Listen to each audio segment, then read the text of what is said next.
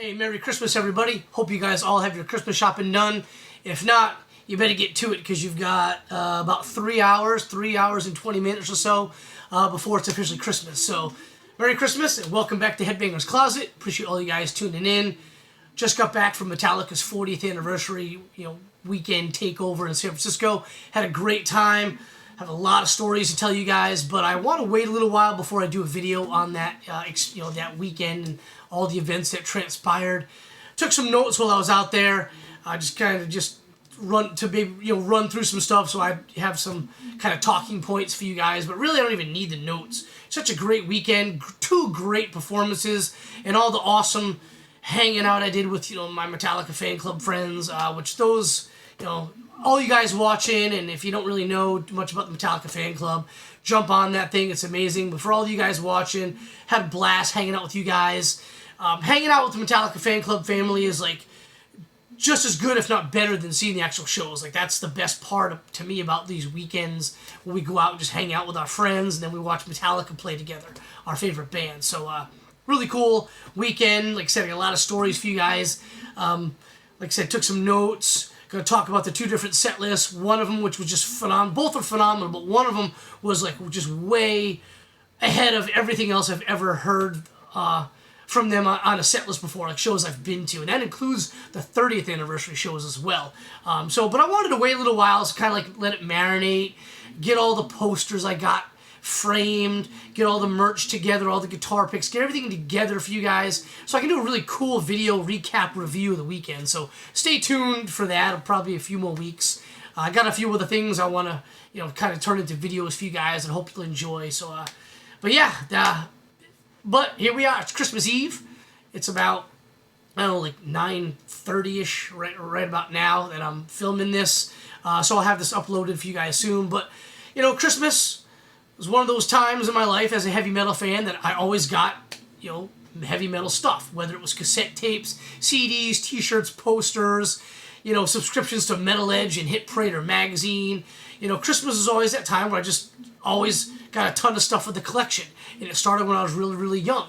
And, I got to give a shout out to my mom on that, is because every year for Christmas she'd be like, hey, what do you want? Make me a Christmas list. And I put down, okay, I want Motley Crue's, Girls, Girls, Girls record. I want Cinderella's, Night Songs out, record. And just stuff like that.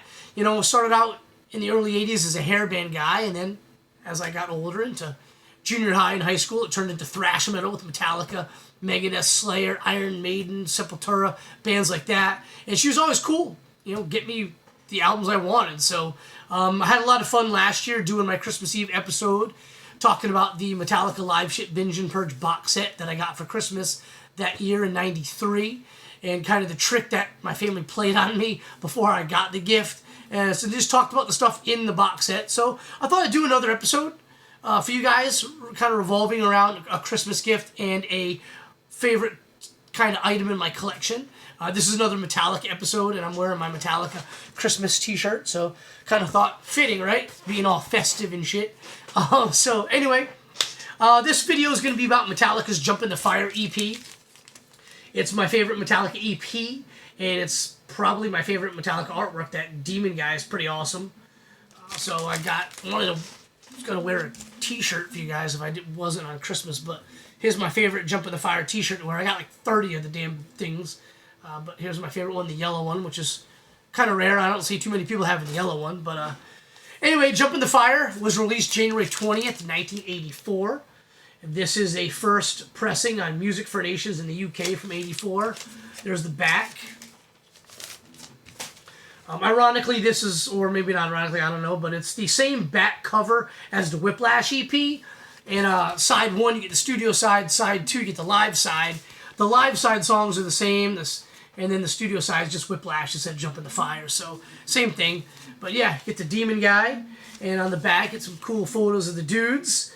And like I said, studio side, it's Jump in the Fire. Live side, it's Seek and Destroy and Phantom Lord.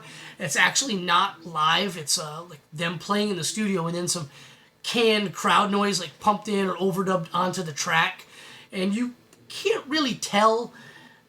If you can listen really close and maybe kind of tell, but like, I'll be honest with you, all growing up, and I heard these songs on like different bootleg tapes and CDs. I could never tell the difference. Anyway, like I said, this is on a first pressing 84 Music for Nations, and that's the label right there, which is pretty cool. I like that old school Music for Nations label where the guy's kind of standing up with the flag. Later on the represses, they changed the label logo, and it's like kind of like a guy like leaning to the side or something like that. It looks kind of weird. I'm not a huge fan of it. But yeah, that's the first pressing from Music for Nations. And the next one I got is the Christmas gift of the bunch, so it kind of fits into the theme of the episode. This is the 1984 release for Roadrunner Records. This is the Europe Roadrunner Records version, and it's basically the same thing, except it's got the black shading on the sides, so same photos on the back. And there's the Roadrunner Records label. Kind of generic, but still pretty cool. I don't have every single Jump in the Fire EP out there, the repressings and all that stuff like that, but I basically got one of each of the ones that I thought was kind of important or cool, and proud to say that I've got those first run pressing copies of those particular ones that I was looking for. So that's the Roadrunner Records 84. Next one is a repress from Music for Nations in the UK 1986. This one has that label I was telling you guys about just a second ago. It's kind of like the guy like leaning to the side, I guess. I don't know. I'm not a big fan of that one. I mean, it's cool and all. Obviously, I'm going to collect them, but I just prefer the other one from the early 80s.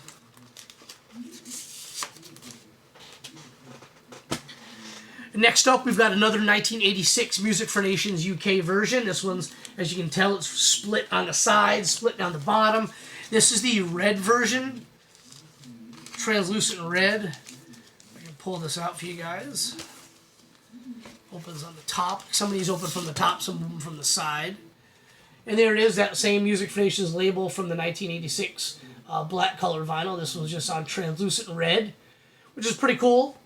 There's another one out there, and it looks like it's solid red, but every time I see it advertised for sale, whether it be Discogs or eBay or whatnot, it looks to me like it's the translucent version.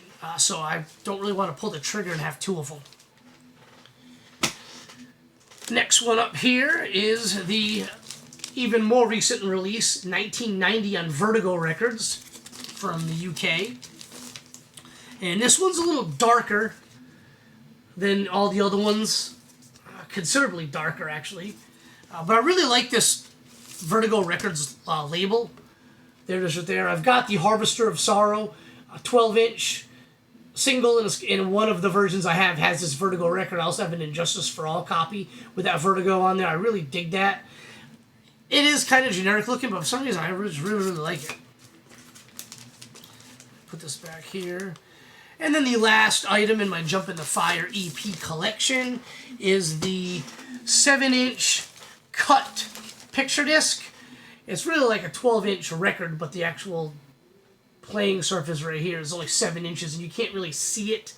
There we go. You can kind of see that circular shape right there. That's just a 7-inch record, and it's the cut. So instead of being just a circular record shape, it's just kind of cut like that. You kind of can tell, but really, really cool. This is a 1987 on Music for Nations. There it is right there. Really, really cool. I actually like this so much. I kind of want another one just to hang on the wall. I think it looked pretty cool on the wall. So anyway, there you have it. There is my Jump in the Fire EP collection. Hope you dig it. You guys have any of these versions, let me know in the comments down below. Hit that like and subscribe if you don't mind. I appreciate it. Or don't. It's cool. I like you guys either way. So anyway, hope you guys have a very Merry Christmas to you and your families, and I'll have another video for you guys very soon. Cheers, guys.